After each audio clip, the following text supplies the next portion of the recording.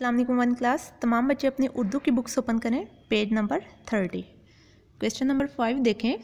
छोटी ये को या से बदलें और वाहिद अल्फाज की जमा बनाएं।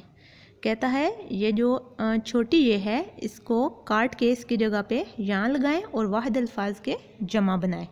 वाहिद जमा, एक चीज़ वाहिद कहलाती है, दो या दो से ज़्यादा चीज़ें जमा कहलाती हैं। पहला वर्ड है कुर्सी, एक कुर्सी है ना, तो ये वाहिद है। तो इसकी जमा कैसे बनाएंगे? ये छोटी ये की जगह या लगाएंगे, कुर्सी कुर्सियाँ, तो ये इसकी जमा बन जाएगी। ठीक है। कापी, कापी की छोटी ये को काटा, इसकी जगह पे या लगाया तो क्या बन गया? कापियाँ।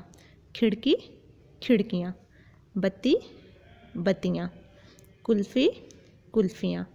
कुल्फ़ी की छोटी ये को काटा, इसकी जगह पे यहाँ लगाया तो क्या वर्ड बन गया? कुल्फ़ियाँ।